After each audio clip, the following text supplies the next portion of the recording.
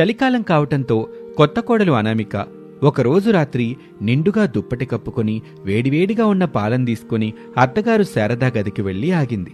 ఆ గది లోపల అత్తామామలు శారదా ప్రసాదులు దుప్పట్లు కప్పుకుని మాట్లాడుకుంటున్న మాటలు వినబడుతూ ఉంటాయి. శారదా, నీ మాటలు నాకు నచ్చటం లేదు. మీకు నచ్చితే ఎంత, నచ్చకపోతే ఎంత, నేను చెయ్యాల్సింది నేను చేస్తానంతే.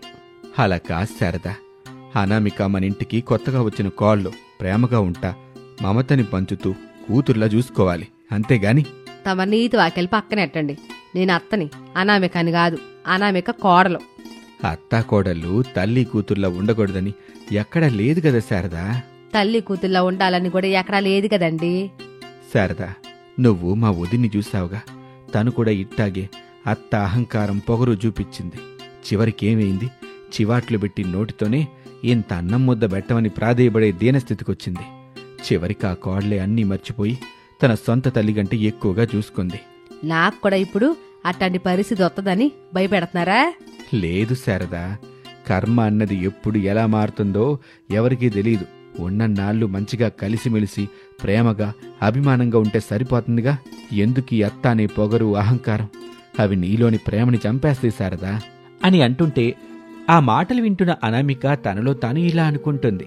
ఓహో, మా అత్తయ్య నా మీద అత్త పెత్తనం చెయ్యాలనుకుంటుందన్నమాట. సంగతి పూర్తిగా తెలీదు, అందుకే మా అత్తయ్య అలా అనుకుంటుంది. నేనే ఒక మొండిఘటాన్ని, అత్తగారింట్లో అనుగుగా ఉంటానని నాకు మాట ఇవ్వమని మా అమ్మ ప్రాధేయపడితే మాట ఇచ్చొచ్చా. లేదంటేనా నేను అడుగు పెట్టిన క్షణం నుంచే అత్తగారిని క్రమశిక్షణలో పెట్టేదాన్ని. ఇప్పుడు మాత్రం ఏమైంది? ఇప్పుడు కూడా మనకి క్రమశిక్షణలో పెట్టే అవకాశం ఉంది కదా, పెట్టేద్దాం అని అనుకుంటూ మళ్లీ అత్తమామల మాటలు వింటూ ఉంటుంది. మీరెంత చెప్పినా నేను వినను. రేపటి నుంచి నేనంటే ఏంటో చూపిస్తాను అని అంటూ ఉండగా అనామిక వేడివేడి పాలు పట్టుకుని గుమ్మం దగ్గర నిలబడుతుంది. అత్తయ్యా, మీరు చెప్పినట్టుగా వేడివేడి పాలు తీసుకొచ్చాను, లోపలికి రావచ్చా అని అనామిక అడగగానే శారదా ప్రసాదులిక మాట్లాడుకోవటం ఆపేస్తారు. రా కోళ్ళ అని నవ్వుతూ ప్రేమగా అంటుంది. అనామిక నవ్వును చూసి తనలో తాను, వారెవ్వా అత్తయ్య, లోపల అంతా పొగరు పెట్టుకుని పైకి మాత్రం ప్రేమతో కూడిన నవ్వును నవ్వుతున్నారా? ఇప్పుడు నేను ఆ నవ్వును చూసి వామ్మో, మా అత్తయ్య నా మీద భలే ప్రేమ నటిస్తుందని అనుకోవాలి, అంతే కదా? కానీ నేను మొత్తం వినేశాను కదా అత్తయ్య, ఇక ప్రేమ ఉంటుందని ఎలా అనుకుంటాను? అదంతా నటనని అనుకుంటాను కానీ అని అనుకుంటూ అనామిక గదిలోపలికొచ్చి మంచం పక్కనున్న టేబుల్ మీద పాల గ్లాసుని పెట్టింది. కొడుకు పడుకున్నాడా కోళ్ళ? పడుకున్నాడు అత్తయ్య. ఈరోజు ఆఫీసులో చాలా వర్క్ ఉందంట, తలనొప్పిగా ఉందని చెప్పి వేడివేడి పాలు తాగి పడుకున్నాడు. ఇలా చూడుకోళ్ళ, రేపటి నుంచి ఉదయం 5 గంటలకి నిద్ర లేవాలి. అయితే అలారం పెట్టుకుని లేవండి అత్తయ్య అని అనామిక అనగానే ప్రసాద్ లోపల నవ్వుకుంటాడు. శారద కోపంగా, నేను కాదు కోళ్ళ, నువ్వు అలారం పెట్టుకుని 5 గంటలకు నిద్ర లేవాలి. ఇంటి ముందు కల్లాపు జల్లాలి, ముగ్గులు పెట్టాలి. అయ్యో అత్తయ్య, అంత ఎర్లీ మార్నింగ్ అంటే ఎలా చెప్పండి? చలికాలం, పైగా మంచు పడుతూ ఉంటుంది. అప్పుడు చన్నీలతో కల్లాపి చల్లి ముగ్గులు పెట్టాలంటే వామో, నా వల్ల అయ్యే పని కాదులే అత్తయ్య. నువ్వేం చెప్పినా నేనేనను కోడలా. మా అత్తయ్య చెప్పినట్టు నేను చేశా, నేను చెప్పినట్టు నువ్వు చెయ్యాలి. అదే ఈ ఇంటి పద్ధతి. నువ్వెన్ని కథలు చెప్పినా నేను వినను, వినే రకాన్ని కూడా కాదు. నాతో పాటు మీరు కూడా లేస్తారా అత్తయ్య? లేస్తాను కోళ్ళ, నువ్వెలా పని చేస్తున్నావు నేను చూడాలి కదా. నేను లేకపోతే చలి ఎక్కువగా ఉందని నువ్వు పడుకుండిపోతావు. అప్పుడు ఇంట్లో పని అంతా గందరగోళంగా మారిపోద్ది. అందుకని నీతో పాటు నేను కూడా లేస్తాను. సరే అత్తయ్య, ఇప్పుడే వెళ్ళి నేను పడుకుంటాను అని అనామిక వెళ్ళిపోతుంది. ఇక శారద తనలో తాను విజయగర్వంతో, చలికాలంలో కొత్త కోళ్ళ అనామికకి నేనంటే ఏమిటో చూపిస్తాను అని పాలను తాగుతూ ఉండగా మూతి గాలిపోతుంది. అంతే, శారద పెద్దగా అబ్బా మూతి కాలిపోయింది అని బాధపడుతూ ఉంటుంది. ప్రసాద్ ఇదంతా చూస్తూ లోపలే నవ్వుకుంటూ ఉంటాడు. దేవుడున్నాడు అని సైలెంట్ గా అనుకుంటాడు. ఇక శారద కోపంగా చూస్తూ పాలని చల్లారబెట్టుకుని తాగి పడుకుంటుంది. మరుసటి రోజు ఉదయం 5 గంటల సమయం. అత్తగారు శారద దుప్పటి కప్పుకొని బయటకొచ్చి చూసింది. మంచు పడుతూ ఉంటుంది. కొత్త కోడలు అనామిక ఎక్కడా కనిపించలేదు. వెంటనే శారద కోపంగా, కొత్త కోళ్ళకి ఎంత పొగరు, నేను చెప్పినా లేవకుండా అట్టాగే పడుకుని ఉంటదా? దీని సంగతి చెప్తాను అని అనుకుంటూ ఉండగా అనామిక కర్ర పట్టుకుని దుప్పటి కప్పుకొని నిద్రలో నడుస్తూ బయటకొచ్చింది. కళ్ళు మూసుకుని నడుస్తున్న కోడల్ని చూసి, ఇదేంటి కోడలికి నిద్రలో నడిచి అలవాటున్నట్టుంది అని అనామికని ఆపుతుంది. అంతే, అనామిక తన చేతిలో ఉన్న కర్రతో శారదని కొడుతూ, ఎంత పొగర్రా నీకు! నాకు నిద్రలో నడిచి అలవాటుందని తెలుసుకుని నా ఇంట్లో దొంగతనం చేయడానికి వస్తావా? ఇప్పుడు చూడు, నిన్ను నా నుంచి ఎవరో కాపాడతారు అని శారదని కొడుతూనే శారద దెబ్బలకి తట్టుకోలేక అరుస్తూ ఉంటుంది. అప్పుడు అనామిక పూర్తిగా తేరుకొని కొట్టడం ఆపేస్తుంది. తిరిగి ఏమీ తెలియనట్టుగా కావాలని నటిస్తూ తనలో తాను, పాపం అత్తయ్యకి బాగా దెబ్బలు తగిలినట్టున్నాయి అని అనుకొని పైకి మాత్రం, ఏమైంది అత్తయ్య? నీ అమ్మ కడుపు మాడ, చెయ్యాల్సింది మొత్తం చేసి ఇప్పుడు ఏమీ తెలియనట్టుగా ఏమైంది అత్తయ్య అని అడుగుతున్నావా? నిన్ను భరించడం నా వల్ల కాదు. నిజం చెప్తున్నాను అత్తయ్య, అసలు ఏం జరుగుతుందో నాకు తెలీదు. నాకు నిద్రలో నడిచే అలవాటు ఉంది. అలా నడుస్తూ వచ్చి మిమ్మల్ని పని మనిషి అనుకుని బాగా కొట్టినట్టున్నాను కదా. సారీ అత్తయ్య. చెయ్యాల్సిన ఘనకార్యం చేసావు కదా కోళ్ళ, ఈసారిలో అవి ఎందుకులే గాని కల్లాపులు జల్లి ముగ్గులెట్టు. అలాగే చేస్తాను అత్తయ్య అని చెబుతూ ఉండగా అప్పుడే అనామిక సెల్ ఫోన్ మోగుతుంది. అనామిక ఇంట్లోకొచ్చి, హలో అమ్మా, నువ్వేంటి ఇప్పుడు ఫోన్ చేస్తున్నావు? లేదు లేదు, మా అత్తయ్య నేనెందుకు కొడతాను చెప్పు. కొట్టడం లేదు, చెప్పేది నిజమేనమ్మా. పొద్దున్నే నన్ను నిద్ర లేపితే నాకెక్కడ లేని కోపం వస్తుంది. చేతికి ఏది దొరికితే అది పగల కొడతాను కదా అని అనామిక మాట్లాడుతుంటే అది శారద విని, వామో, కొత్త కోళ్ళ దగ్గర ఇట్లాంటి కళ కూడా ఉందా? ఎందుకు వచ్చిన తలనొప్పి? ఈ పనులన్నీ నేను ఇంతకు ముందు చేసుకున్న దాన్నే కదా, ఇప్పుడు కూడా నేనే చేసుకుంటా. ఇప్పుడు నేను వెళ్ళి ఏవైనంటే ఫోన్తో ముఖం మీద కొట్టిందనుకో, వామో వద్దొద్దు, చలికాలంలో కొత్త కోళ్ళ కొట్టిందని చెప్పలేనుగా అని శారద వెళ్లి కల్లాపి జల్లుతూ ఉంటుంది. అనామిక అది చూసి నవ్వుకుంటూ, ఫోను లేదు ఏమి లేదు, మా అత్తని బెదిరిద్దామని అలా చేశాను. లేదంటే అత్త అహంకారం చూపిస్తానని అనుకుంటుందా? నేను ప్రేమగా ఉంటూ ప్రేమని పంచుతూ అత్త నుంచి అమ్మ ప్రేమని కోరుకోవాలని ఆశపడుతుంటే మా అత్తయ్య అలా అనడం తప్పు కదా అని అనుకుంటూ తిరిగి ఫోన్లో మాట్లాడుతున్నట్టు బిల్డప్ ఇస్తుంది. అత్తగారు శారద పని మొత్తం చేసి ఇంట్లోకి వస్తుంది. అప్పుడు అనామిక ఫోన్లో, అమ్మా మా అత్తయ్య వచ్చింది, నీకు నేను మళ్ళీ ఫోన్ చేస్తానులే అని ఫోన్ పెట్టేసి, సారీ అత్తమ్మా, మా అమ్మ ఫోన్ చేసింది. పుట్టింటి దగ్గర చూపిస్తున్న మొండితనం అత్తవారింటి దగ్గర చూపించకూడదని చెప్తుంది. మీ అమ్మ చెప్పేది నిజమేలే కోళ్ళ, పుట్టింటివి అక్కడే వదిలిపెట్టి రావాలి కదా. సరే అత్తయ్య, ఈసారి వెళ్ళినప్పుడు తప్పకుండా వదిలిపెట్టొస్తాను. ఇప్పుడు మాత్రం కల్లాపి చల్లి ముగ్గులు పెడతాను. అది చేశానులే కోళ్ళ, నువ్వు వెళ్ళి బట్టలు వాష్ చేసుకో. రాత్రి నేను బావ దగ్గర వేసానులే. సరే అత్తయ్య, మీరు కూడా రండి అని శారదను తీసుకుని పెరట్లో ఉన్న బావి దగ్గరకు వచ్చింది అనామిక. మంచు పడుతూ ఉంటుంది. అనామిక ఆ బట్టల్ని చూసి తనలో తాను, వామ్మో అత్తయ్య, వారం రోజుల నుంచి బట్టలు పిండినట్టు లేదు. ఇప్పుడు నాతో వీటిని పిండించాలనుకుంటుంది. కానీ నేనెందుకు పిండుతాను? నేను పిండను అని అనుకుని పైకి మాత్రం శారద్తో ఇలా అంటుంది, అత్తయ్య, నేనెప్పుడూ మా ఇంటి దగ్గర బట్టలు పిండలేదు. ఇక్కడ మీరెలా పిండుతారో ఒకసారి నాకు పిండి చూపించండి, అప్పుడు నేను బట్టలన్నీ పిండుతాను అని చెప్పగానే శారదకి ఊపిరాగినంత పనైంది. తనలో తాను ఇలా అనుకుంటుంది, అబ్బా, ఈ మంచులో ఇప్పుడు నేను బట్టలు పిండాలా? నా వల్ల కాదు, ఏదో ఒకటి చెప్పి తప్పించుకోవాలి. ఇప్పటికే బయట కల్లాపి చల్లి ముగ్గు పెట్టినందుకే నా చేతులు ఏం పని చెయ్యట్లేదు. ఇప్పుడు ఈ బట్టలు పిండితే ఇక అంతే సంగతులు అని అనుకుని పైకి మాత్రం ఇలా అంటుంది, కోళ్ళ ఎల్లి టీ పెట్టుకురా. టీ తాగిన తర్వాత బట్టలు ఎట్టా పిండాలో నేను చెప్తా, ఎల్లు కోళ్ళ అని చెప్పగానే అనామిక లోపల నవ్వుకుంటూ అక్కడి నుంచి వెళ్ళిపోతుంది. శారద ఆలస్యం చేయకుండా దిక్కులు చూసింది. అక్కడ ఒక పాత కుర్చీ కనబడింది. అంతే, ఆ కుర్చీ తెచ్చుకొని గోడ దగ్గర వేసుకుని ఆ కుర్చీ ఎక్కింది. ఈ గోడ దూకి అట తిరిగొచ్చి గడియ పెట్టిన గుమ్మం ముందు నుంచి లోపలికెళ్ళి పడుకుంటా. లేదంటే కోడలో నా చేత ఖచ్చితంగా ఈ బట్టలన్నీ పిండించేలాగానే ఉంది అని అనుకుంటూ ఉండగా అనామిక అక్కడికి వచ్చింది. అత్తయ్య, పాలు లేవు, తీసుకొచ్చాక టీ పెట్టిస్తాను. అప్పటి వరకు ఈ బట్టలు ఎలా పిండాలో నేర్పించండి అని అడుగుతుంది. అంతే, శారద కింద పడిపోయి గిలగిలా కొట్టుకుంటూ ఉంటుంది. అనామిక నవ్వుతూ ఇంట్లోకి తీసుకెళ్తుంది. మంచం మీద పడుకోబెట్టి దుప్పటి కప్పుతుంది. ఇక ఆ రోజు నుంచి శారద కోడలతో ప్రేమగా ఉండటం మొదలుపెట్టింది. అంతకుముందు అనుకున్నట్టుగా కోడల్ని సాధించాలి అనే ప్రణాళికని పక్కన పెట్టేసి కోడల్ని కూతుర్లా చూసుకోవడం మొదలుపెట్టింది. ఇక అప్పటి నుంచి శారద అనామిక ఇద్దరూ కలిసిమెలిసి సంతోషంగా ప్రతి ఒక్క పనిని పంచుకుంటూ ఆనందంగా కాలం గడిపేస్తూ ఉంటారు. అమెరికా ఎయిర్పోర్ట్లో రమేష్ తన తల్లిదండ్రులు శారదా ప్రసాదుల కోసం ఎదురుచూస్తూ ఉండగా లోపలి నుంచి శారదా ప్రసాదులు బిడియంగా నడుచుకుంటూ బయటకొస్తూ ఉంటారు. యామయ్యా, మన అబ్బాయి రమేష్ మన కోసం వచ్చాడనే అనుకుంటున్నాను శారదా. ఒకవేళ రాకపోతే ఏంటి పరిస్థితి? ఎప్పుడు చూడు ఈ అపుశకనం మాటలేంటండి అని నన్నంటా ఉంటావు. ఇప్పుడు నువ్వు మాత్రం ఎందుకట్టా అంటున్నావు శారదా? మన కొడుకు మన కోసం ఎయిర్పోర్ట్కి రాడని ఎట్టా అనుకుంటావు చెప్పు? మనం ఇక్కడికి రావడం కొడుకు ఇష్టం లేదు కదా. సంక్రాంతి పండక్కి రిచ్ కోడలను కూడా తీసుకురమ్మని చెబితే కొడుకు ఏమన్నాడో మీరు విన్నారుగా. శారదా, నువ్వింకా ఆ మాట గురించి ఆలోచిస్తున్నావా? ఎంత మర్చిపోదామని అనుకున్నా పదే పదే గుర్తుకొస్తుంది. ఇంత పెద్ద దేశంలో రిచ్గా ఉన్న కోళ్ళ అనామేక మన ఊరిలో పెద్ద ఎత్తున బ్రహ్మాండంగా జరిగే సంక్రాంతి పండక్కి తీసుకురారా బాబు అని చెబితే తను రాదు మమ్మీ అని కొడుకు చెప్పినా వినకుండా మనం మాట్లాడి తీసుకెళ్ళడానికి వచ్చాం కదా అని మాట్లాడుకుంటూనే పూర్తిగా బయటకొచ్చారు. అప్పుడు ప్రసాద్కి కొడుకు రమేష్ కనిపించాడు. శారదా, అదుగో మన కొడుకు రమేషు అక్కడున్నాడు అని చెప్పగానే శారద రమేష్ని చూసి సంతోషపడింది. రమేష్ వాళ్ళని చూసి వాళ్ళ దగ్గరికొచ్చాడు. ప్రేమగా పలకరింపులు అవి అయ్యాక కారులో అక్కడ్నుంచి ఇంటికొచ్చారు.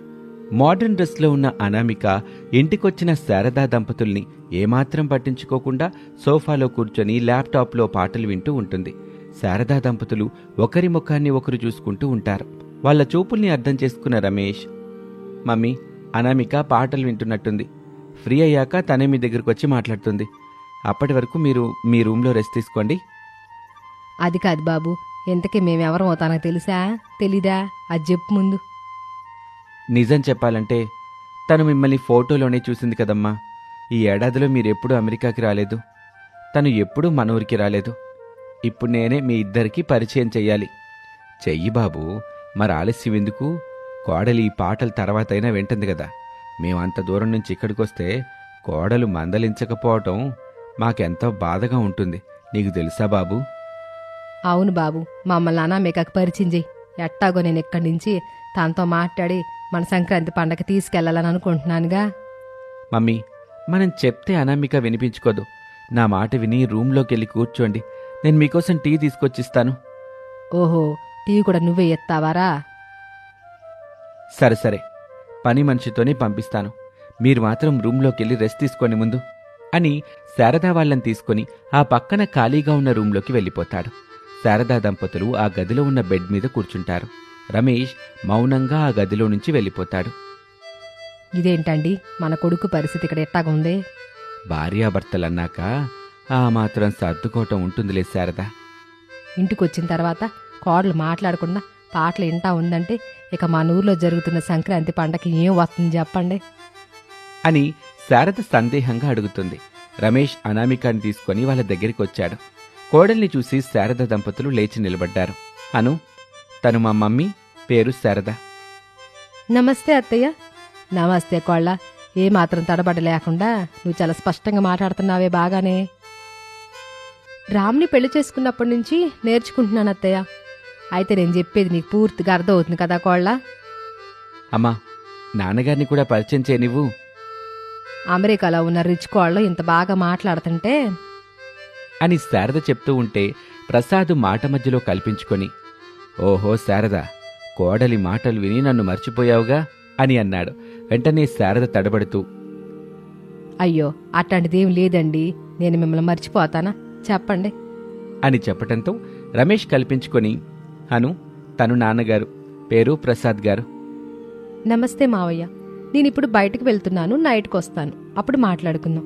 మీకు కావలసినవి ఏంటో రామ్కు చెప్పండి, రామ్ చూసుకుంటాడు అని క్షణం కూడా అక్కడుండకుండా అక్కడి నుంచి వెళ్ళిపోతుంది.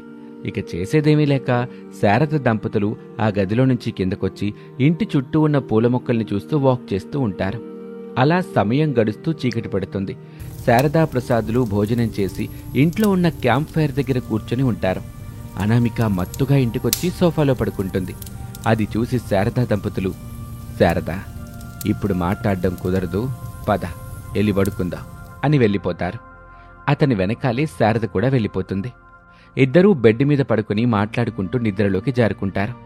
మరుసటి రోజున అనామిక అత్తమామల్ని పట్టించుకోకుండా టిఫిన్ చేస్తూ ఉంటుంది. శారదా దంపతులు అదేమీ పట్టించుకోకుండా డైనింగ్ టేబుల్ దగ్గరికి వచ్చి కూర్చున్నారు.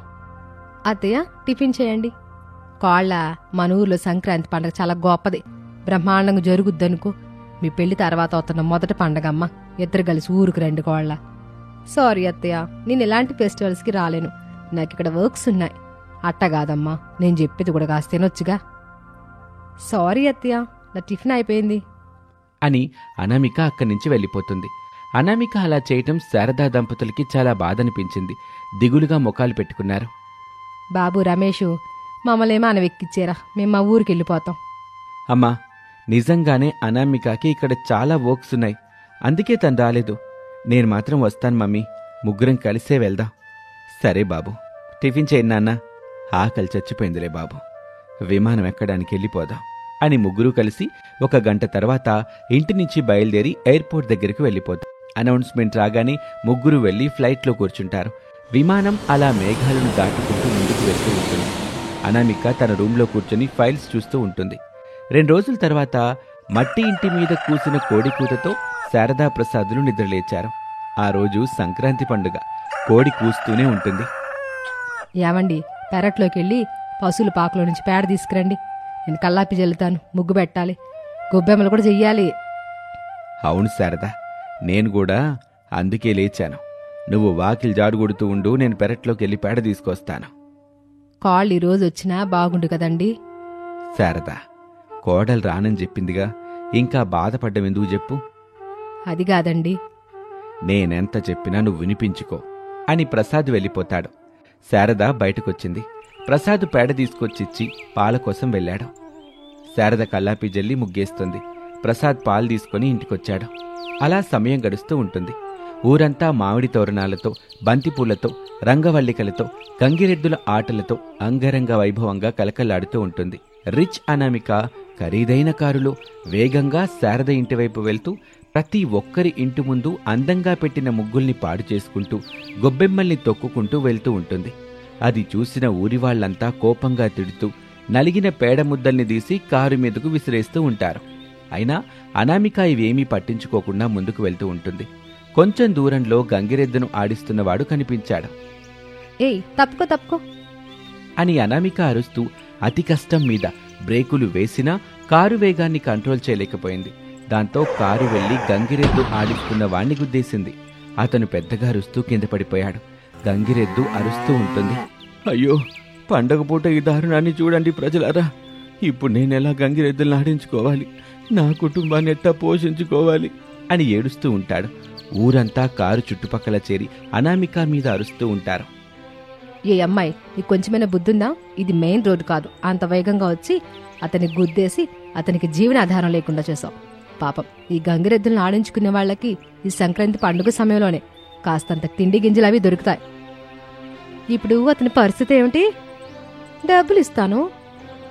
డబ్బులిస్తే సరిపోతల్లి, నువ్వు గంగిరెద్దులను ఆడిచ్చి ప్రతి ఇంటికి తిరిగితేనే అప్పుడు నీకు అతగాడు పడే కష్టం విలువేంటో తెలుసుద్ది అని చెప్పగానే ఊరి వాళ్ళు మాధవయ్య చెప్పిన దానికే సపోర్ట్ చేస్తారు.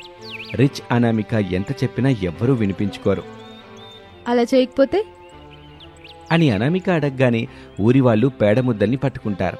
అనామిక మీద విసిరేందుకు సిద్ధంగా ఉంటారు. అనామిక శారద వాళ్ళ ఇంటికొచ్చిన సంగతిని చెప్పటానికి ఎంత ప్రయత్నం చేసినా ఊరివాళ్లు వినిపించుకునే పరిస్థితిలో లేరు. దాంతో రిచ్ అనామికతో గంగిరెద్దులాడించే వాడి వేషం గడతారు. అనామిక గంగిరెద్దును తీసుకుని ఇంటింటికి వెళ్తూ ఉంటుంది. వాళ్లు వేసే బియ్యం గింజల్ని, పళ్ళు, అప్పలని అన్నింటినీ తీసుకుంటూ ఉంటుంది. అలా శారద వాళ్ళ ఇంటికొచ్చింది. శారద లోపల నుంచి బట్టలు, బియ్యం, డబ్బులు తీసుకుని బయటకొచ్చింది. గంగిరెద్దును ఆడించేవాడి వేషంలో ఉన్న తన కోడలు అనామికను చూసి ఆశ్చర్యంగా అనామిక ద్వారానే జరిగిన విషయాన్ని తెలుసుకుంటుంది. అయ్యా గంగిరెద్దులబ్బాయి, ఊరోళ్ళు నన్ను మన్నించండి. ఈ అమ్మాయి నా కోళ్ళ అనామిక. అమెరికాలో ఉండిద్ది. పల్లెటూరులో ఎట్టా ఉండాలో తెలీదు. తన తరపున నేను మన్నించమని వేడుకుంటున్నాను. ఆ గంగిరెద్దులబ్బాయికి ఏడాదికి సరిపడా సరుకులు నేను పంపిస్తానయ్యా అని చెప్తుంది. అందుకు అందరూ ఒప్పుకుంటారు. అనామికని వదిలిపెడతారు. అనామిక స్నానం చేసుకుని అందంగా రెడీ అవుతుంది. అత్తమామలతో కలిసి సంక్రాంతి పండుగని ఎంతో ఘనంగా జరుపుకుంటుంది. ఇది వాల్టి కథ. మరొక ఆసక్తికర కథలో మళ్ళీ కలుద్దాం. నమస్తే.